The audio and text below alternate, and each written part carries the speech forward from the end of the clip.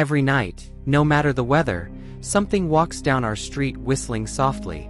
You can only hear it if you're in the living room or the kitchen when they walk by, and it always starts at exactly 3:03. The sound starts faint, somewhere near the beginning of the lane near the Carson place.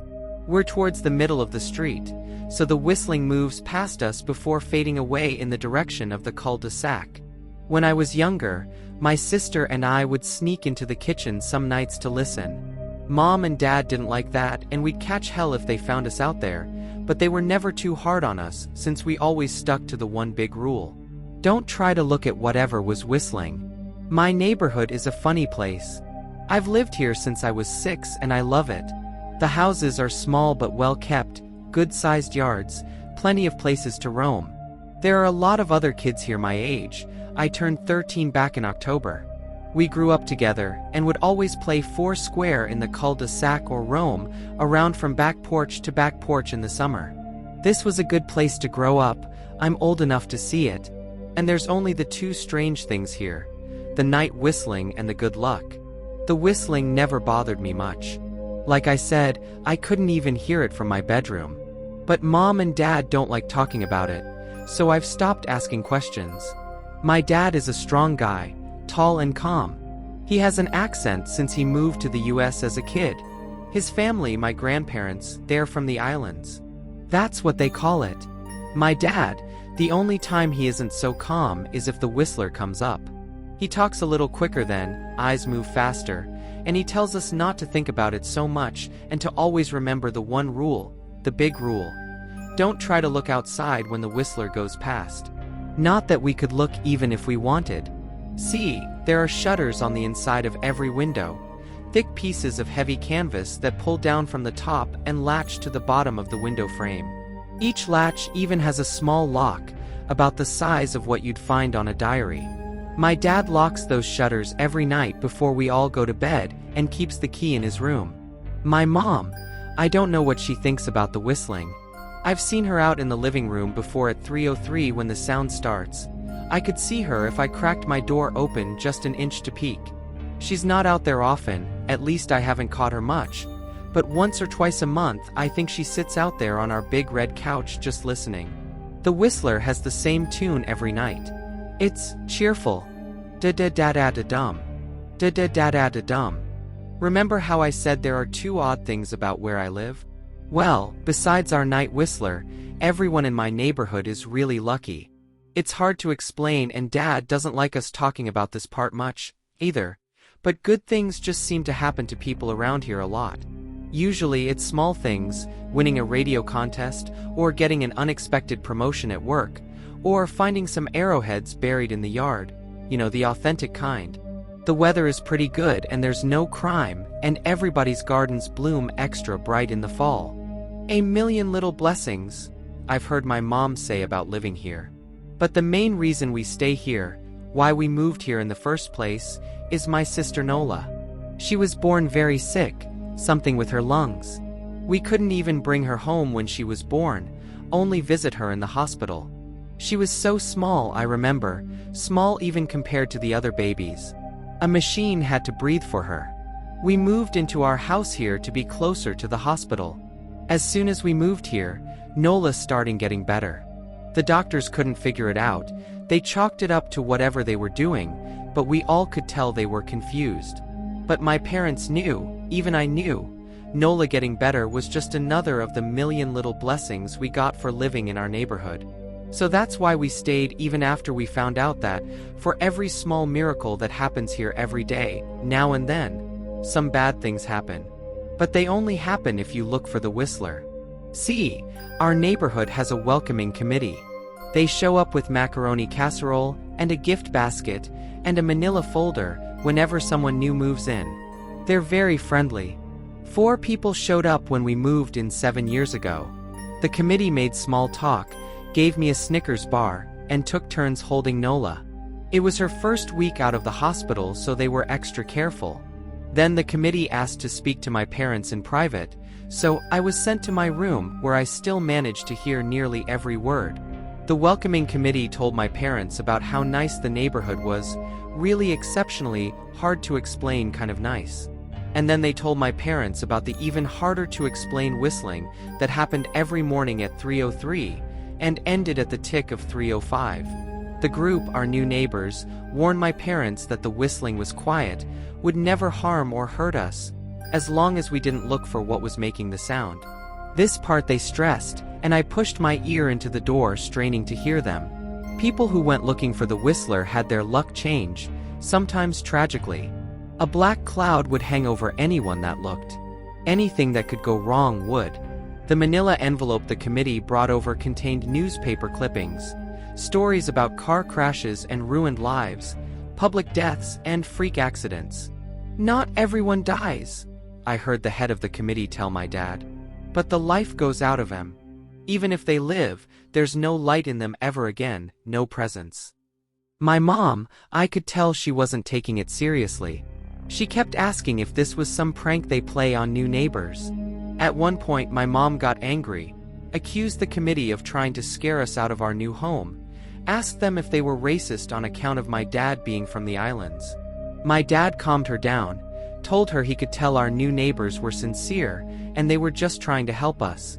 He explained that he grew up hearing these kinds of stories from his mom, and that he knew there were strange things that walked among us. Some of those strange things were good and some were bad, but most were just different. After the committee left, Dad went out to the hardware store, bought the canvas blinds, the latches and the locks, and installed them on every window in the house after dinner. That first night in our new house, I crept out of my room at 3 a.m., only to find my dad awake, sitting on the living room couch, holding my baby sister. My dad held up his finger in a shh motion, but patted the couch next to him. I sat and we waited. At exactly 3:03, we heard the whistling. Da-da-da-da-da-dum. Da-da-da-da-da-dum. It came, and it went just like our neighbors said. The whistling returns each night, and we never look, and we enjoy our million little blessings every day. Nola breathes on her own, and she's grown into a strong, clever girl. My dad even joined the welcoming committee. We don't get new neighbors often. Why would anyone want to leave?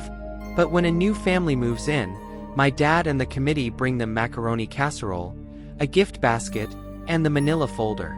I can always tell by the look on my dad's face when he comes back if the family took the committee seriously, or if we'd be getting new neighbors again very soon. Not long ago, a family moved in directly next to us. The previous owner, Ms. Maddie, passed away at age 105. She'd lived a good long life. Our new neighbors seemed like they'd fit in just fine. They believed the welcoming committee, took my dad's advice about the locking shutters since they had a young child of their own. Whatever newspaper clippings were in that manila envelope, whatever evidence, my dad never let us see. But I imagine it must have been awfully convincing since our neighbors got along with no issues for the first month. One night when our new neighbors had to leave town, they sent their son, Holden, to stay with us. He was 12, a year under me in school. I didn't know him well before that night, but as soon as his parents dropped him off after dinner, I could tell it was going to be a bad time. "Do you know who is always out there whistling every night?"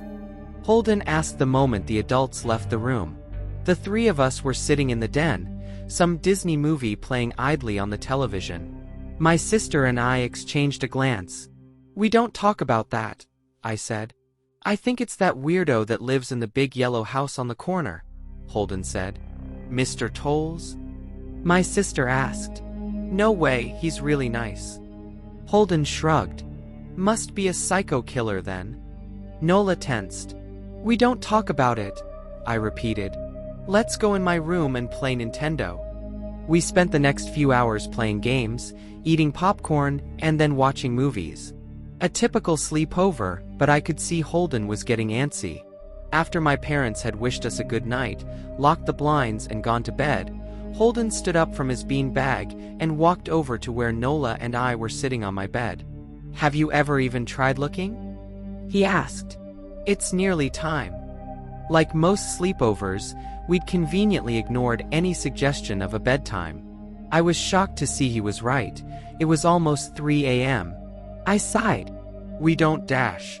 "See, I can't even try to look because my dad locks the blinds every night and hides the key," he continued, ignoring me. "So does our dad," said Nola. "No," replied Holden. "No, he doesn't." "You saw him do it," I said, a little sharper than I meant to sound. Holden grinned. "Your dad locks the blinds, yeah, but he doesn't hide the key. He keeps it right on his normal keychain." "So?" I asked, worried I already knew what he would say next. Because I had noticed that my dad didn't bother hiding the key anymore after all of these years. Because he knew we took it seriously. "So, after your dad locked up but before your parents went to bed, I went to the bathroom. And on my way I may have peeked into their room, and I may have seen your dad's keychain on his nightstand, and I maybe went and borrowed the key to blinds." Nola and I stared and his grin only grew wider. "You're lying," I said. Holden shrugged. "You can check if you want. Just open your parents' door and look, you'll see his keychain right there on the nightstand." "Stay here," I told both of them. "Don't move a muscle."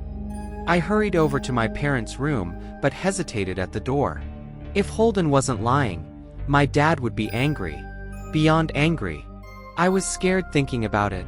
But more scared of an open window with the whistler right outside. I opened the door barely an inch, and looked in, but it was too dark to see. Taking a deep breath, I walked into the room. 2 steps into the dark I froze. The whistling started. And I could hear it clearly, from my parents' room. I never realized, but they must have heard the sound every night since we moved into the house. They never told us. I don't think I could have slept through it. I stood there, listening to the whistling come closer, unsure whether I should turn on a light or call out for my dad. Soft sounds from the living room brought me back to reality. "Nola!" I yelled, running out of my parents' room. Holden and Nola were standing near the front door next to a window. Holden wasn't lying. I could see him fumbling with the lock on one of the blinds. I heard a click. He did have the key. Holden let out a quick laugh. Nola stood next to him, hunched up, afraid but maybe curious. The whistling was right outside our house now. "I think I made a sound," called out. "I can't remember." Time felt frozen, clock hands nailed to the face. But I found myself moving. I'm not fast, I've never been athletic. Somehow, though, I covered the space between myself and Nola in a moment. My eyes were locked on her, but I heard Holden pull the blind all the way down so it could release. I heard the snap of it start to raise, and I heard the whistling just on the other side of the window. But I had my arms around Nola, and I turned us so she was facing away from the window. At the same time, I jammed my eyes shut. The blind whipped open. The whistling stopped. I felt Nola shaking in my arms. "Don't look, okay?" I told her. "Don't turn around." We were positioned so that she was facing back towards the hallway, and I was facing the window. My eyes were still closed. I felt her nod into my shoulder. I reached out with the arm not holding Nola, and tried to touch Holden. My hand brushed against his arm. He was shaking worse than Nola. "Holden?" I asked. Silence. I reached past him and gingerly felt for the window, eyes still sealed shut. The glass was cold against my fingertips. Colder than it should have been for the time of year. I moved my hand up the window, searching for the string to the blind. The glass began to get warmer the further I reached, and there was a gentle hum feeding back into my fingertips. I tried not to think about what might be on the other side of the window. Finally, I touched the string and yanked the blinds shut. I opened my eyes. In the dim light leaking out from the kitchen, I could make out Holden, pale and small, staring at the now closed window. "Holden?" I asked again. He turned towards me and he screamed. Everything became a flurry of motion. Lights sparked to life in the hall, then the living room. My parents' footsteps thudded across the hardwood floor. I didn't turn to look back at them. My eyes were glued to Holden. He was pale, had bit his lips so hard there was a thin red line of blood running down his chin, and he'd wet himself. "What happened?" my dad asked from behind me. I managed to swivel away from Holden and look back. He looked. I'd never seen my dad scared before, but I saw it that night, in that moment, an old ugly terror stitched on his face. A parent's fear. "Just Holden," he mouthed to me. I nodded yes. My dad let out a breath.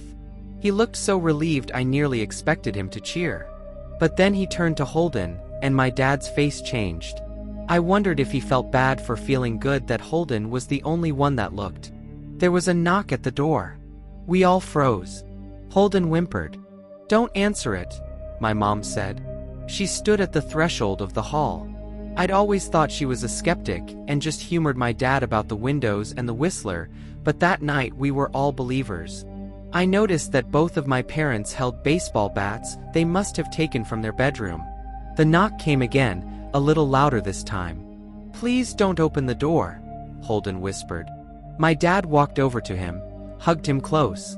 "We won't," my dad promised, still holding his bat. "Nothing is coming in here tonight." Thud thud thud. This time the knocking was loud enough to rattle the door. Holden screamed again, and Nola clutched her arms around my neck. My mom came over and knelt down next to us, wrapping my sister and me close. Thud thud thud.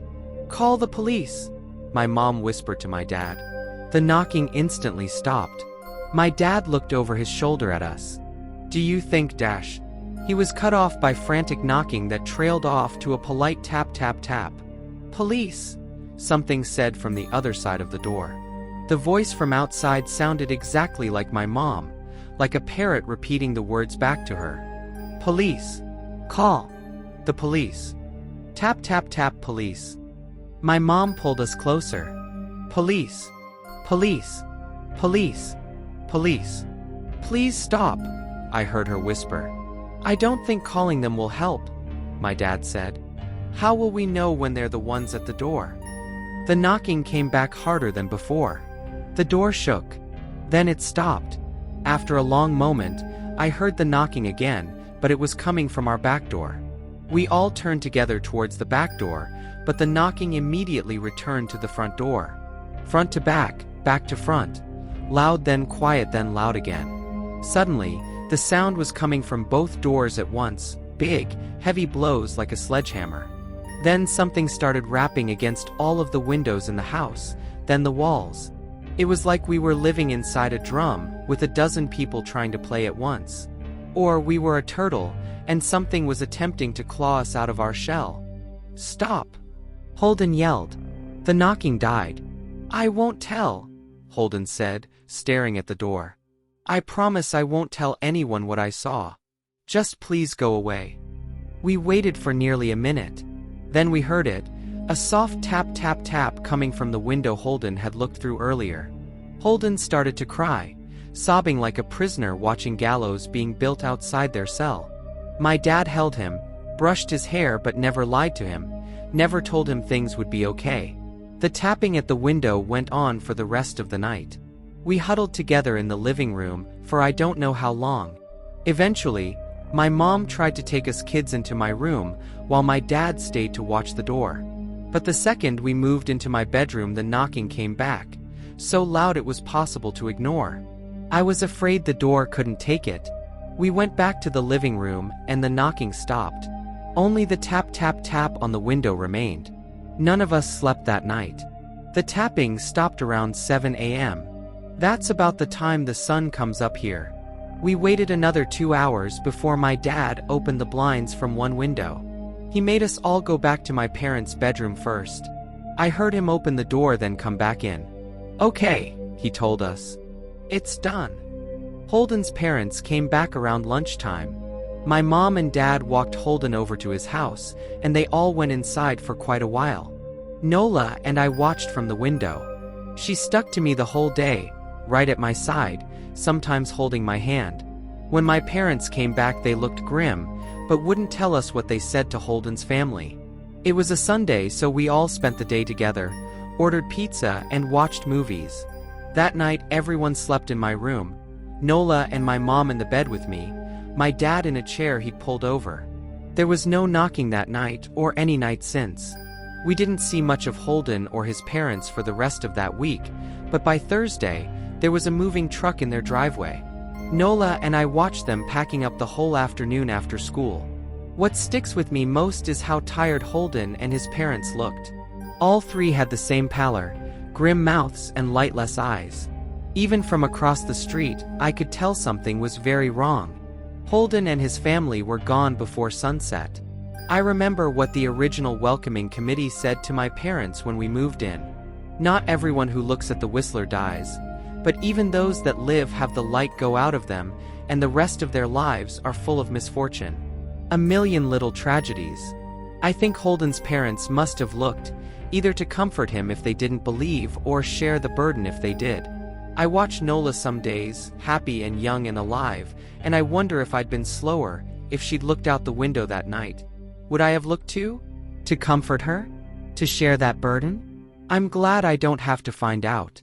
We still live in that house in that neighborhood. We still hear our Whistler walking past every night.